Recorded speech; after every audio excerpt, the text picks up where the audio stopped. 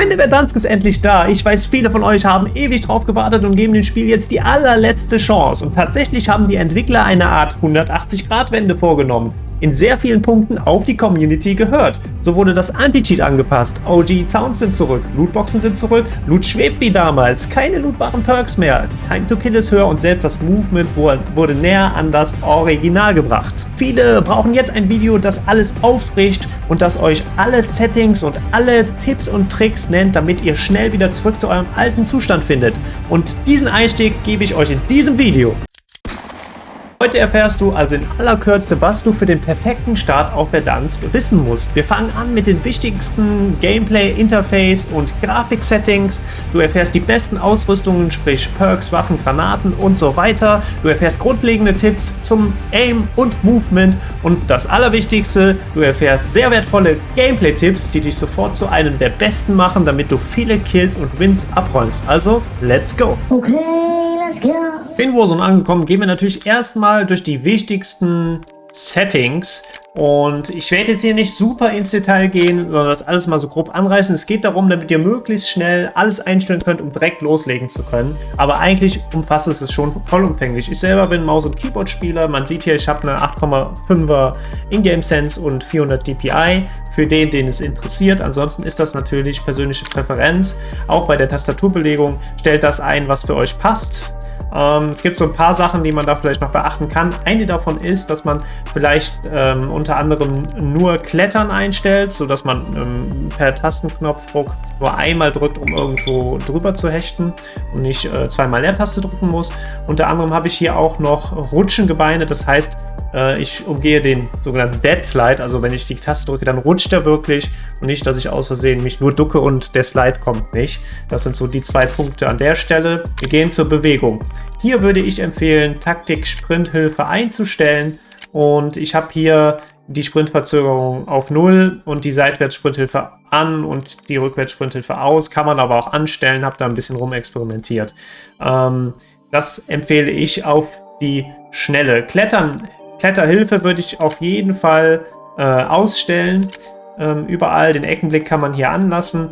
Und dann gibt es noch einen Punkt, und zwar das automatische Fallschirmverhalten würde ich auf jeden Fall ausmachen, weil ich sage ja immer, man sollte die Zeit in der Luft minimieren. Wenn man mit dem Fallschirm zieht, ist man ein einfaches Ziel und den Fallschirm also auch so spät wie möglich ziehen und deswegen das auf Ausstellen. Auch noch wichtig ist, geht auf Tastatur und Maus bzw. Controller auf Kampf und dann erweiterte Kampfeinstellungen und Sprinten bricht Nachladen ab, auf jeden Fall auf Ausstellen und bei Panzerplattenverhalten alle anwenden.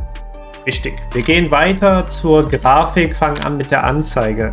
Exklusives Vollbild, Wiederholungsfrequenz habe ich auf ganz hoch gestellt.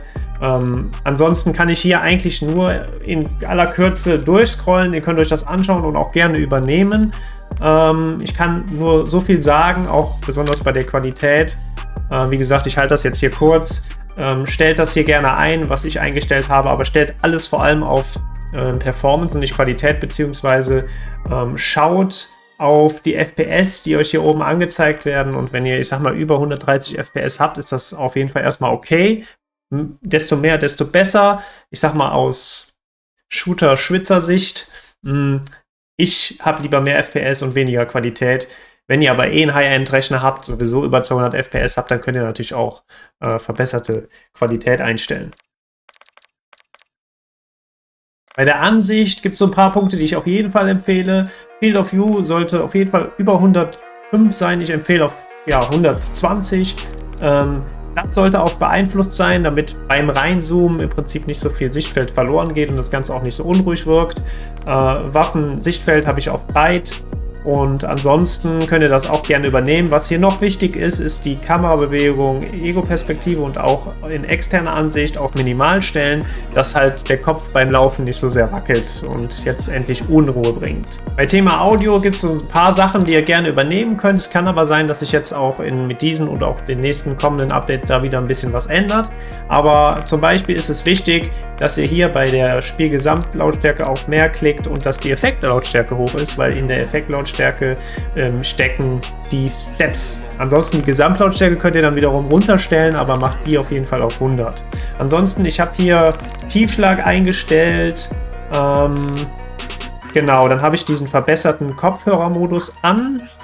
Und diese asymmetrische Hörkompensation habe ich an. Also das würde ich euch im ersten Schritt auf jeden Fall empfehlen zu übernehmen. Und dann habe ich auch die Frequenzen angepasst. Ich habe den linken und rechten Kanal logischerweise gleich. Auch das könnt ihr, wenn ihr möchtet, gerne übernehmen und ausprobieren. Dann möchte ich euch noch einen kleinen Tipp bezüglich Sounds zeigen. Und zwar geht ihr Rechtsklick auf dieses Sound-Symbol, auf Sounds, dann auf Wiedergabe und Rechtsklick auf das Device, worüber eure Wiedergabe läuft, dann auf Eigenschaften, dann auf Enhancements und hier habe ich die Loudness Equalization an, da könnt ihr dann auch nochmal draufklicken und auf Settings und den Regler nach ganz links machen. Probiert das mal aus, ob das für euch funktioniert oder nicht, ist so ein bisschen Präferenz, für mich funktioniert es gut. Bei Thema Interface kommt das, was ich eben meinte, vor allem die Telemetrie wieder ins Spiel. Hier würde ich sagen, macht den FPS-Zähler an, und den Ping und Packet Loss in erster Linie, damit ihr im Spiel halt immer sehen könnt, wenn ihr Performance-Probleme habt, ob es irgendwie am Ping oder am Packet Loss oder an der FPS-Zahl liegt. Und bei Gameplay HUD gibt es noch so ein paar Sachen zu sagen. Die HUD-Grenzen könnt ihr gerne ein bisschen weiter nach innen setzen, damit ihr einfach das Radar jetzt endlich näher an eurem Auge habt, weil da solltet ihr, wenn ihr es nicht schon tut, lernen, regelmäßig drauf zu gucken. Das ist also sehr wichtig. Und hier die Minikarte würde ich auf jeden Fall auch quadratisch machen, denn wenn sie quadratisch ist, siehst du ja an den Ecken jetzt endlich mehr, als wenn sie rund ist. Die Rotation habe ich an und ansonsten könnt ihr das gerne übernehmen, was hier ist. Beim Farbenkreuz empfehle ich auch immer, nehmt irgendwie eine Signalfarbe und macht den Zentrumspunkt zumindest mal an oder sogar auf groß stellen, damit ihr jetzt endlich auch ein besseres Crosshair-Placement habt. Um ein wirklich guter Spieler zu werden, ist es sehr wichtig, das Radar richtig interpretieren zu können. Also lass mir dir hier kurz die Basics erklären, falls du sie schon kennst, skip einen Punkt weiter. Es gibt das normale UAV, also haben wir rote Rauten, die einem oben in der Minimap angezeigt werden können. Und wenn das so ist, haben die oft, ja, ich sag mal, gar keinen Pfeil nach oben oder nach unten. Das bedeutet, der Gegner ist auf deiner Ebene, ist der über dir, hast du über diese Raute eben einen Pfeil nach oben, ist er unter dir, hast du einen Pfeil nach unten. Außerdem ist wichtig zu wissen, dass das Radar in Wellen funktioniert, wie so ein U-Boot-Radar. Das heißt, in gewissen Abständen kommen Wellen und man sieht dann die aktuelle Position. Das bedeutet aber auch, du siehst jetzt, sage ich mal, einen roten Punkt, und dass der Gegner halt in der Zwischenzeit schon weiter gemoved sein kann, dann müsstest du die nächste Welle abwarten, um die aktuelle Position eben ausmachen zu können. Anders, perfekter Übergang zum Advanced UAV. Hier hast du immer die Echtzeitdaten. Du siehst also zu jedem Moment die exakte Position. Außerdem sind es dann keine roten Rauten, sondern rote Pfeile und neben diesen Pfeilen sind dann nochmal kleine Pfeile, die dir im selben Prinzip die Ebene des Gegners anzeigen. Außerdem ist noch wichtig zu sagen, es gibt ein Perk bzw. den Spezi, also Spezi-Perk, was ja beinhaltet, dass du dann praktisch alle Perks hast, dass dir auch bei einem normalen UAV so Pfeile angezeigt werden wie bei einem Advanced UAV, aber dann hast du keine Echtzeitdaten, sondern wieder diese Wellenfunktion. Nächster wichtiger Punkt, wenn ein roter Rahmen um deine Minimap ist, bedeutet das, dass du auf einem gegnerischen Radar bist und das solltest du ja in der Situation auf jeden Fall im Hinterkopf behalten. Und noch ein wichtiger Tipp, wenn du eine rote Raute oben siehst, ist das nicht immer unbedingt ein Resultat dessen, dass einer von euch oder du selbst ein UAV gezogen habt, sondern es kann auch ein Waffenping sein. Also das sollte man auch berücksichtigen, wenn man vielleicht einen Waffenping sieht.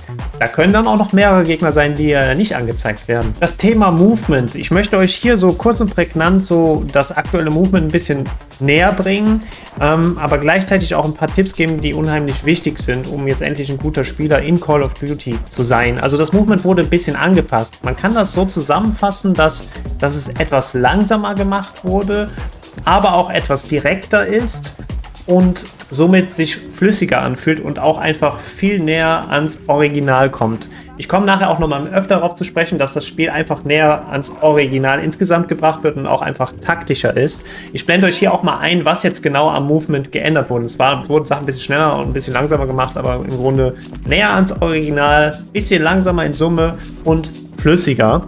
Aber viel wichtiger ist, dass ihr lernt, das Movement in euer Muscle Memory aufzunehmen und auch in Kampfsituationen dann zu nutzen. Call of Duty ist anders als andere Shooter wie Counter-Strike oder Valorant, wo man vielleicht beim Aimen stehen bleiben muss. Bei Call of Duty hast du genauso gute Präzision, wenn du springst oder eben dich slidest oder dich einfach bewegst. Und du verschaffst dir einfach immer einen Vorteil in diesen Fights, dieses Movement eben zu benutzen. Also lernt das und baut euch Routinen auf. Zum Beispiel Multiplayer BO6 Warm-Up oder eben Warm-Up in den neuen Modis, wo ich gleich drauf zu sprechen komme, einfach damit ihr es verinnerlicht und im Kampf einsetzen könnt. Wenn du übrigens besser werden willst, zum Beispiel im Movement oder auch Thema Aim, aber nicht so richtig weiterkommst, dann biete ich unter anderem oder einer meiner Coaches ein kostenloses 1:1 Coaching an. Dafür musst du jetzt nur den Kanal abonnieren und Daumen hoch da lassen und Kommentar da lassen und dem Discord joinen, und da kannst du ein Ticket ziehen und dann helfen wir dir weiter. Die HDR ist wieder zurück und die macht so wie damals One-Shot, Headshot auf jede Distanz, also wird das in jedem Fall Meter sein. Grundsätzlich ist die Time to Kill verringert. Das ganze Spiel wird also wieder ein Stück weit, wie schon erwähnt, taktischer gemacht und dazu wurde die Time to Kill verringert. Ich kann euch nur den Tipp geben, spielt erstmal alle neuen Waffen frei, zu 99,9% wird das auch die Meta sein. Grundsätzlich werden auch Verdansk, Battle Royale, ja Long-Range-Waffen wie eben HDR Sniper oder auch vielleicht auch LMGs oder Sturmgewehre oder Kampfgewehre wieder Meta sein. Aber grundsätzlich gibt es den Tipp, schaut YouTube-Videos, das Zuschauen von Pros verrät schon viel oder spezifisch darauf geschnittene Meta-Videos kommen täglich raus, schaut euch die an oder schaut euch die Homepage an, die ich euch jetzt hier im Hintergrund mal zeige und unten verlinke. Auch da findet ihr immer die aktuellen Meta und spielt diese, damit macht ihr nichts falsch. Thema Granaten will ich mich sehr kurz halten. Ist ein bisschen persönliche Präferenz. Bist du jetzt, sag ich mal, ein Sniper, der ständig irgendwo hockt, dann macht natürlich auch die Mine Sinn. Aber grundsätzlich empfehle ich, anstatt Stims jetzt die Smokes zu nehmen. Es ist Battle Royale, große Map, viele freie Flächen. Man muss oft rotieren auf freien Flächen und da ist so eine Smoke, also Sichtschutz, extrem viel wert. Und dann empfehle ich in Kombination eine Granate, eine Semtex oder ein Termit. Termit ist wieder da und damit kann man oder konnte man zumindest großen Schaden auch gegen Fahrzeuge vornehmen. Also das ist sowas, was ich euch jetzt so mitgeben würde, was ihr auf jeden Fall jetzt zu Beginn mal testen solltet. Thema Perks ist natürlich auch wieder ein Stück weit persönliche Präferenz. Ich gebe euch jetzt mal ein paar Perks an die Hand, die ich auf jeden Fall empfehle. Unter anderem Survivor, das heißt, deine Regeneration beginnt schneller und du kannst auch gedownte Teammitglieder schneller reviven. Mit dem Quartiermeister, du hast da eine Art Auffüllen deines Equipments über die Zeit. Das kann gerade jetzt auf Verdansk, wo viel Freiraum ist, wo man nicht immer unbedingt looten kann, sehr hilfreich sein. Dann hast du natürlich den Tracker, das heißt, wenn du auf jemanden schießt, dann wird er so rot umrandet und du siehst seine Fußspuren und je nach Alter der Fußspuren so farbabhängig von tiefrot bis orange und wie lange der übrigens rot umrandet ist, hängt auch von der Distanz ab, auf die du ihn geschossen hast. Ich glaube, wenn du weiter weg bist, ist die Umrandung länger. Und da gibt es noch natürlich Ghost. Das heißt, du kannst wirst auf dem gegnerischen Radar nicht gesehen, wenn du in Bewegung bleibst. Wenn du aber still in einer Ecke sitzt, dann greift dieses Perk nicht. Auch hier einer meiner Lieblingstipps in Call of Duty: immer in Bewegung bleiben. Ich kann euch auch das Perk Scavenger empfehlen. Hier ist es so, dass ihr mit maximaler Munition für eure Primärwaffe startet. Und wenn ihr über gekillte Gegner lauft, dann kriegt ihr auch wieder Munition dazu und auch Platten. Und das ist gerade jetzt, wo die Platten sowieso reduziert sind, sowohl im Loot als auch die Tatsache, dass du weniger mitnehmen kannst, extrem stark. Das Perk Gehärtet will ich auch noch hinzufügen. Und zwar ist es ja so, dass man jetzt maximal 5 Platten mitnehmen kann und mit Plattenweste 8. Das ist also deutlich weniger. Vorher waren es 6 ohne Plattenweste und 12 mit. Und bei dem Perk Gehärtet brauchst du ja nur 2 Platten, um volle Platten zu haben. Somit ist das auch ein Vorteil, also auch ein Perk, was man in Erwägung ziehen kann. So Freunde, spielt auf jeden Fall die Aufträge, egal welche Aufträge, alle bringen euch irgendwie weiter, ihr kriegt mehr Cash, ihr kommt schneller zum Lodi, ihr könnt euch Drohnen kaufen und es gibt auch den Multiplier wieder, das heißt, je mehr Aufträge ihr macht, desto höher wird der Multiplier, jedes Mal glaube ich 15% mehr, bis zu 150%, also beim 5. Auftrag müsst ihr dann bei 150% sein und das könnte euch besonders am Ende nochmal den Arsch retten, dann macht ihr noch schnell einen Auftrag und kriegt extrem viel Geld und könnt dann beispielsweise eure Mates wieder kaufen. Und hierbei ist zum Beispiel auch der Auftrag Aufklärung sehr empfehlenswert. Denn hierbei erfahrt ihr am Ende, ihr müsst dann so einen Punkt kurz halten und sozusagen einnehmen und dann erfahrt ihr auch schon die nächste Zone und bekommt auch wieder Cash. Der Auftrag Hamstern heißt es auch, glaube ich, auf Deutsch, beziehungsweise ich glaube Supply One auf Englisch ist auch wie früher, wenn ich mich recht erinnere. Der ist auch relativ stark. Den zieht ihr und dann müsst ihr zu einem besagten Shop rennen in einer gewissen Zeit und dann hat, glaube ich, jedes Teammitglied einen Rabatt. Das heißt, ihr könnt dann auch andere Mates günstiger kaufen. Also angenommen, ihr seid zu dritt, 2 sind im Gulag, einer lebt noch, einer hat den Gulag überlebt, der andere vielleicht nicht. Dann kann der auf der Karte ist, diesen Auftrag ziehen und der aus dem Gulag überlebend zurückkommt, geht dann zu diesem Shop und kauft dann seinen Mate zurück. Ein paar wichtige Hinweise noch. Es wurden Änderungen für Verdansk vorgenommen, unter anderem Plattenweste. Du kannst mit Plattenweste jetzt nur noch 8 anstatt 12 mitnehmen, ohne 5 anstatt 6. Also auch hier wird es taktischer. Es gibt nach wie vor die Munitionsweste, die natürlich auch immer mitnehmen. Es gibt aber auch kein Gulag-Token und kein Wiederauferstehungstoken. Das heißt, wenn ihr jetzt down geht, habt ihr eine zweite Chance im Gulag. Wenn ihr dann down seid, dann muss euch euer Mate wieder kaufen oder ihr habt Glück, es kommt Jailbreak, aber ihr habt eben keine zweite Gulag-Chance oder grundsätzlich Wiederauferstehungschance mehr. Wie eben schon angerissen, ist vielleicht auch hilfreich zu wissen, was es für Events geben kann. Unter anderem Fire Sale, also ist alles deutlich günstiger im Shop, das kennen die meisten von euch, Jailbreak auch. Das heißt, die down gegangen sind, kriegen dann tatsächlich doch noch die dritte Chance. Da gibt es den Loadout Drop, das ist aber so ein gelber bisher immer gewesen, das heißt, da können alle drauf zulaufen. Also du hast jetzt nicht deinen eigenen individuellen Loadout Drop, sondern einen, wo irgendwie jeder seinen Loadout ziehen kann. Und Restock, wo deine Ausrüstung im Grunde wieder aufgefüllt wird. Und besonders die Einsteiger unter euch, für euch habe ich jetzt noch ein paar Spielmodi-Tipps. Es gibt wieder bekannte Modi, aber auch neue Modi. Unter anderem gibt es zum Beispiel Battle Royale Casual, da sind nur 28 echte Spieler und der Rest ist Bots. Also ich denke, hier kann man ja auch viel gegen Bots spielen und das vielleicht auch als Warm-up nutzen und das Ganze so ein bisschen langsamer angehen. Das gleiche gilt nach wie vor für Beutegeld. Da war es ja bekanntermaßen auch immer so, dass das Niveau vielleicht nicht ganz so hoch ist. Auch da waren immer Bots vorhanden. Ich gehe davon aus, dass das jetzt auch so ist. Und das empfehle ich also auch einfach, um ein Warm-up zu machen oder um einfach ein bisschen entspannter zu spielen. Und jetzt gibt es aber auch noch das neue Modus Warzone Bootcamp.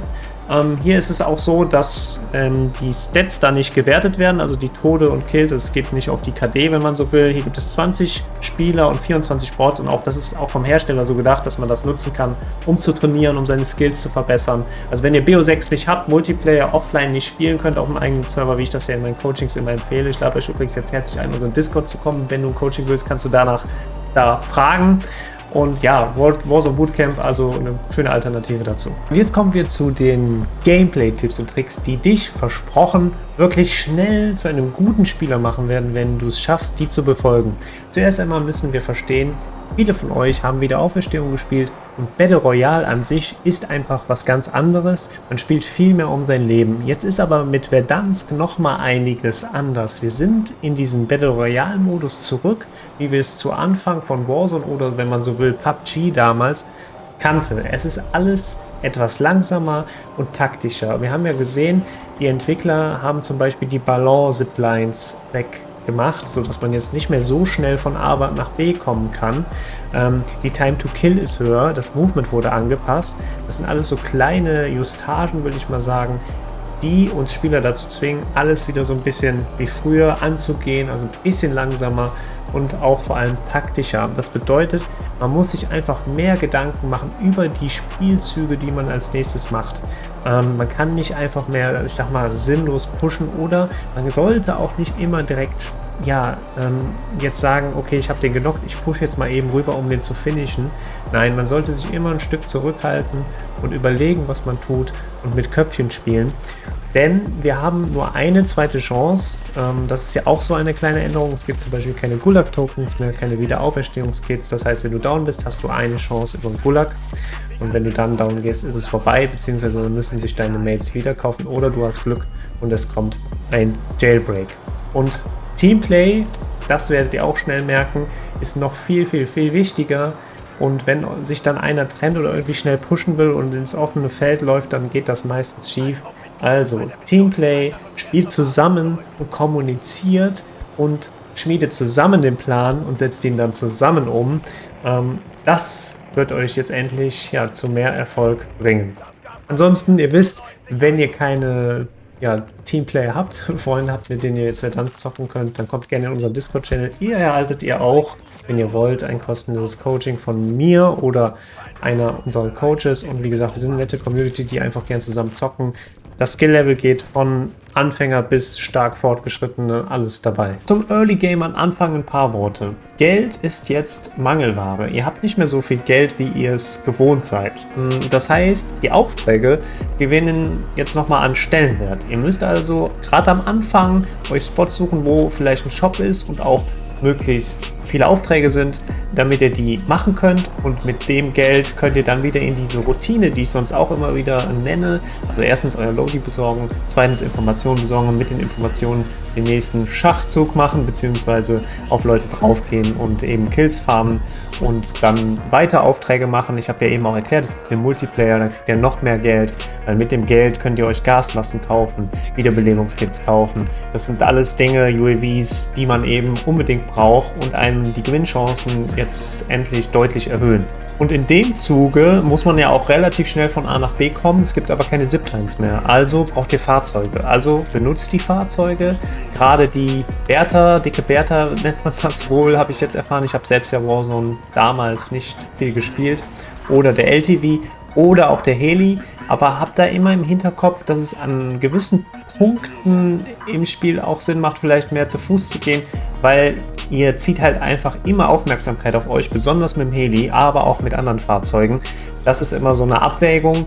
Manchmal macht es einfach auch mehr Sinn, dann eben das Fahrzeug zu verlassen und zu Fuß zu gehen. Das müsst ihr so ein bisschen für euch herausfinden. Klar, und ansonsten lernt Verdansk kennen. Und damit meine ich, das sage ich ja auch gerne auf Rebirth, sucht euch so 3-4 Lieblingslandespots und spielt die 1, 2, 3 Wochen und switcht das dann um in andere oder neue 3-4 Landespots.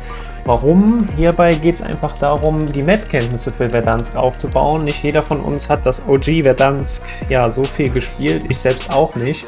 Und wenn ich jetzt öfter an den gleichen Spots lande, dann kann ich also Map-Kenntnisse zu diesen Spots aufbauen. Warum ist das wichtig? Die Endzone könnt ihr euch nicht aussuchen. Und wenn die Endzone in einem Spot endet, wo ihr euch gut auskennt und ihr damit mehr Map-Kenntnisse in diesem Bereich habt, dann steigert das jetzt endlich wieder eure Gewinnchance. Und ja, um die Map-Kenntnisse möglichst umfassend aufbauen zu können, macht es halt einfach Sinn, mehrere Lieblingsspots zu haben und die dann nach einer gewissen Zeit auch zu switchen. Ein wichtiger Punkt auch noch, auch im Early Game, ihr müsst immer im Hinterkopf behalten, was spielt ihr Solo, Duo, Squads oder Trios. Denn es gibt ja keinen, also wenn du jemanden gedownt bzw. gefinisht hast, gibt es keinen Ping mehr. Also du siehst dann nicht, wo sein Mate ist. Und so auch fürs Wiederbelebungskit nochmal, ihr habt kein Wiederbelebungskit von Anfang an. Auch wichtig, merkt euch das. Das ist bei mir auch noch nicht so ganz drin, weil ich vorher halt einfach viel Rebirth gespielt habe. Und auch, apropos Ping oder Radar, ganz viele, wie ich eben ja auch empfohlen habe, spielen das Perk Geist. Also selbst wenn ihr zum Beispiel ein Solo auf dem Radar seht, heißt es nicht, dass es ein Solo ist. Also auch das immer im Hinterkopf behalten. Jetzt noch ein paar Worte für den Fall, dass ihr down geht. Wie gesagt, ihr habt kein Self-Revive, also solltet ihr euch im Verlauf des Spiels darum auf jeden Fall auch kümmern. Und es auch markieren für eure Mates. Also es hat halt einfach einen höheren Stellenwert jetzt. Und wenn dein Mate down ist, ist es jetzt noch viel wichtiger, dass ihr euch vielleicht ein Stück weit zurückhaltet mit dem Wiederbeleben. Also das sehe ich in den Coachings auch immer ganz häufig. Viele Leute werden sozusagen situationsblind, sobald ihr Mate, angenommen man spielt jetzt Duos, down ist. Das heißt, die haben nur noch Fokus darauf, den Mate wiederzubeleben. Das machen sich die Gegner oder gute gegnerische Spieler dann aber zum Vorteil. Also, wenn dein Mate down ist, dann such den Fight, wenn es nicht anders geht, und gewinn ihn und belebe ihn dann wieder. Oder sorg dafür, dass er sicher ist, und vor allem nutzt es hierbei wieder die Smokes. Also das ist wieder extrem stark. Du kannst hier vielleicht zusmoken, einen Sichtschutz schaffen. Dabei musst du aber vom Timing das ein bisschen rauskriegen. Also du kannst jetzt nicht smoken und dann 3 Sekunden warten, sondern dann musst du praktisch smoken und mit der mit dem Ploppen der Smoke fast schon da sein, damit du innerhalb des Zeitraums der Smoke ihn wiederbelebt kriegst. Und wenn du dann jetzt endlich down gehst, sage ich auch immer Thema nachvollziehen. Ich selbst analysiere meine Spiele und auch eure Spiele. Kommt dazu übrigens in unserem Discord, wenn ihr ein 1:1 Coaching wollt. Und man wird halt besser, wenn man sein eigenes Spiel analysiert. Und dabei ist es auch wichtig, die Killcam zu gucken. Und das ist jetzt auch neu. Man sieht zum Beispiel in der Killcam jetzt, wenn der Gegner dich selbst auf dem Radar hatte zum Beispiel. Das macht es dann auch ein bisschen einfacher, das nachzuvollziehen. Jetzt noch ein paar wichtige Worte fürs Endgame. Ich habe ja eben schon gesagt, Fahrzeuge gewinnen an Bedeutung. Und das gilt auch je nachdem fürs Endgame. Gerade dann, wenn man schon merkt, dass die Zone, ich sag mal, auf sehr freien Flächen vielleicht irgendwo in Nähe von Farmland endet. Weil du kommst mit dem Fahrzeug einfach schnell von A nach B und kannst es auch ein Stück weit als Deckung nutzen oder vielleicht auch mal, wenn es sein muss, ein Team damit pushen. Also, wie gesagt, lernt damit umzugehen, macht auch die Tasteneinstellung so mit Sitzwechsel und vielleicht rauslehnen, aufs Dach klettern und so weiter, dass das für euch passt und dass ihr einfach lernt, damit umzugehen und ein Gefühl dafür kriegt, wie lange hält so ein Fahrzeug und so weiter und so fort. Und klar, Smokes habe ich auch schon gesagt, fürs Endgame natürlich extrem wichtig. Nutzt die Smokes, um mittels Deckung bzw. in dem Fall Sichtschutz dann einigermaßen gut rotieren zu können. Man kann aber Smokes nur werfen, wenn man sie auch hat. Und dazu sage ich euch mal so ein paar Sachen, die ihr im Optimum auf das Team verteilt dann fürs Endgame dabei habt. Das ist natürlich die Munibox, um die Smokes wieder auffüllen zu können. Das ist eine Plattenbox, das ist eine Gasmaske, das ist ein Wiederbelebungskit und ein UAV und im Optimum auch ein Prezi. Also wenn ihr im Überfluss des Geldes sein solltet und ihr seid jetzt 4 Leute, dann sorgt ihr am besten dafür, dass ihr in Summe das alles am besten mehrfach habt. Und wenn ihr einen Spieler habt, der sich vielleicht auch als Supporter identifiziert und vielleicht jetzt nicht der Aim-stärkste ist und das auch gerne macht, der kann sich zum Beispiel auch um sowas kümmern und vor allem auch einen Blick unten links drauf werfen. Man sieht nämlich jetzt, was die Mates dabei haben, was sie zum Beispiel, oder ob die zum Beispiel eine Gasmaske haben, oder ein Prezi oder ein UAV. Da kann man auf jeden Fall jetzt auch mal ein bisschen Fokus drauf gewinnen, was natürlich Thema Game Sense und Awareness dann noch ein Punkt mehr ist. Aber dazu mehr in den nächsten Videos. Und der Prezi ist übrigens sehr stark geworden, denn der Gegner, auf den der Prezi kommt, hat jetzt nicht mehr diese Anzeige auf der Minimap, wie der Prezi kommt. Und er hört das auch nur noch und das überhört man auch mal schnell. Und aus diesem Grund ist Prezi sehr stark geworden. Und gerade diese Camp-Spots, die sich dann entwickeln, also man kann ja sagen, im Endgame ist irgendwie auf jedem Dach oder in jedem Haus einer. Auch da ist Prezi extrem wertvoll. Und was ich fürs Endgame dann auch immer empfehle, ist, dass man sich 2 Pläne im Optimum, das ist schon, ich sag mal, auf hohem Niveau zurechtlegt. Also wenn man sagt, man möchte vielleicht links oder rechts rotieren, sich irgendwie einen Plan macht und man merkt an einem Punkt, dass das nicht funktioniert, dass man dann vielleicht noch einen Plan B im Hinterkopf hat, ne? Wie im Leben, wenn das eine nicht geht, macht man das andere. Zumindest probieren, klappt oft nicht, aber es hilft da zumindest mal drüber nachzudenken, hilft auch den Prozess anzuregen, des drüber Nachdenkens, wie man jetzt vorgeht. Das muss man sowieso jetzt viel mehr machen, weil jeder Schritt einfach mehr an Bedeutung hat. Im Zuge dessen macht es natürlich auch Sinn, was ich auch sage, eine gute Awareness zu haben und besonders auch ein Bewusstsein dafür zu haben, wo man selbst dann ist, wie viele also ich rede jetzt vom Endgame, wie viele übrige Teams noch leben, beziehungsweise Spieler, wo die sich befinden. Da ist vielleicht das Schwitzer-Team rechts, was wir eben schon mal begegnet sind. Links ist vielleicht ein schwächeres Team, also gehen wir vielleicht besser links. Das sind dann halt alles Sachen, also Thema Awareness, was man so alles aufgefasst hat in den Minuten zuvor, dass man sich das merkt und am Ende kommt alles zusammen. Was hat man? Man hat noch ein UV, Prezi, bla bla und daraus halt irgendwie seine Schlüsse ziehen kann und seine Strategie ziehen kann. Da kommt auch der Support-Spieler wieder ein bisschen ins Spiel. Da macht es durchaus Sinn, jemanden zu haben, der das versucht, ein bisschen mehr im Überblick zu haben, die Ansagen macht, den Ingame-Leader macht und halt dann das Team so ein Stück weit leitet. Und dabei ist es auch wichtig, die Zone richtig zu verstehen. Möchte ich nur noch mal kurz anreißen. Gerade am Ende ist das wichtig. Und zwar kann ja so eine Zone, so ein Kreis, und dann kommt der zweite Kreis und der ist ja außerzentrisch. Befindest du dich jetzt, ich sag mal, am Rand der Zone rechts, also in Nähe des neuen Kreises und die Zone schließt sich, dann ist in diesem Bereich die Zone viel langsamer als gegenüber. Und auch das sollte man immer im Hinterkopf behalten, beziehungsweise auch im Bewusstsein dann dafür entwickeln, wie viele Sekunden noch vergehen, bis die Zone anfängt, sich zu schließen. Weil bist du in diesem linken Bereich, sage ich mal, also weiter vom neuen Kreis entfernt und die Zone fängt sich dann an zu schließen und du rennst zu spät los, dann kann es sein, dass die Zone so schnell ist, dass die dich einholt oder noch schlimmer, du gar nicht mehr, egal wie schnell du rennst, aus der Zone herauskommst. Also da würde dir dann nur noch ein Fahrzeug helfen. Aber das ist was man auch nochmal, was früher nicht so ein Problem war, weil man irgendwie eine Boostdrohne hatte oder irgendwie Zipline in der Nähe hatte. Aber das spielt jetzt alles wieder mehr eine Rolle und sollte man sich auf jeden Fall nochmal vor Augen führen. Wenn ihr, so wie ich, wenig Zeit habt, also eine normale 40-Stunden-Woche, bei mir ist ja YouTube noch on top, und trotzdem das Beste rausholen wollt, dann seid ihr hier auf dem Kanal genau richtig, denn darum dreht sich aktuell nur auf diesem Kanal. Und ihr seht ja auch an mir, ich schaffe es auch zu einem, ich sag mal, fortgeschrittenen Spieler zu werden, eine 3er KD zu erzielen, trotz Fulltime-Jobs, trotz YouTube. Also, lasst jetzt gerne ein Abo da, Daumen hoch und Kommentar und gebt mir 30 Tage, dann könnt ihr mich ja wieder deabonnieren, wenn es nicht klappt.